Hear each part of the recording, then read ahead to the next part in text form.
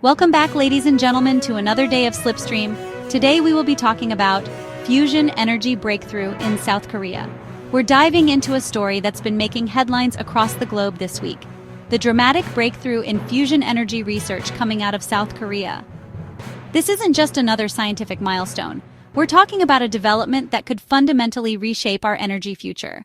Researchers at the Korea Institute of Fusion Energy have achieved what many thought was still years away.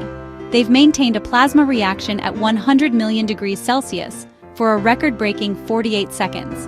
To put that in perspective, that's 7 times hotter than the core of our sun, and they've nearly doubled the previous world record set by China just last year. What makes this particularly significant is the temperature threshold they've crossed. 100 million degrees is the critical point where fusion reactions become self-sustaining, where the energy produced exceeds the energy required to maintain the reaction. This isn't just laboratory curiosity. We're looking at the fundamental physics that could power entire cities. Let's break down what fusion energy actually means. Unlike nuclear fission, which splits atoms and creates radioactive waste, fusion combines atoms, specifically hydrogen atoms, to form helium, releasing enormous amounts of energy in the process. It's the same reaction that powers our sun and every star in the universe. The challenge has always been containment. At 100 million degrees, matter exists as plasma, a superheated state where electrons are stripped from their atoms. No physical container can withstand these temperatures, so scientists use incredibly powerful magnetic fields in devices called tokamaks to contain the plasma. The Korean team used their K-STAR reactor, which stands for Korea Superconducting Tokamak Advanced Research. What's remarkable about their achievement is the stability they maintained. Plasma at these temperatures is notoriously unstable.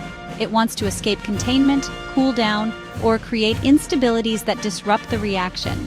Maintaining stability for 48 seconds represents a massive leap in control technology. This breakthrough comes amid an intense international race for fusion energy supremacy. Just last year, China's East reactor held the record at 30 seconds.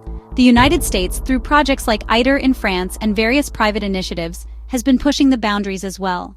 Europe's JET reactor has also made significant contributions.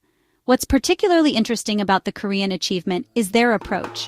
While many projects focus on building larger and more powerful reactors, the K-STAR team has been refining their magnetic confinement techniques and plasma control systems. This suggests that we might not need massive multi-billion-dollar reactors to achieve practical fusion. Smarter engineering might be the key. The international collaboration aspect is also crucial. While there's competition, there's also significant sharing of data and techniques. The Korean researchers have openly shared their findings, which will accelerate progress worldwide. So what does this mean for you and me? If fusion energy becomes commercially viable, we're looking at a complete transformation of our energy landscape. Fusion offers several game-changing advantages. First, the fuel is essentially limitless. Deuterium can be extracted from seawater, and tritium can be bred from lithium.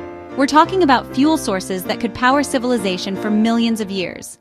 Second, safety. Unlike nuclear fission plants, fusion reactors can't melt down. If containment fails, the reaction simply stops. There's no chain reaction to worry about. Third, minimal environmental impact. The main byproduct is helium, non-toxic and useful. There's no carbon emissions, no long-lived radioactive waste. The economic implications are staggering. Energy could become so abundant and cheap that it transforms entire industries. Water desalination, carbon capture, manufacturing, all become more feasible with cheap, abundant energy. Now, it's important to maintain perspective. We're not going to have fusion power plants next year. The Korean achievement, while monumental, is still a research milestone. Scaling this to commercial power production involves enormous engineering challenges. We need to achieve even longer sustained reactions, hours rather than seconds. We need to develop materials that can withstand years of neutron bombardment. We need to solve the energy extraction problem, how to efficiently capture the heat and convert it to electricity. Cost remains a significant barrier. Fusion research is expensive, and building demonstration plants will require massive investment. However, the potential payoff is so enormous that both governments and private companies are pouring billions into research. What we're witnessing with this Korean breakthrough is another crucial step toward making fusion energy a reality. Each record broken, each second added to plasma confinement time, brings us closer to the dream of clean, abundant energy for all. This isn't just about scientific achievement, It's about addressing climate change, energy poverty, and creating a sustainable future. The progress we've seen in just the last few years suggests that fusion energy might arrive sooner than many predicted. If you found this look at fusion energy breakthroughs informative, join us tomorrow for more real-life news. Thanks for watching, and we'll see you in the next video.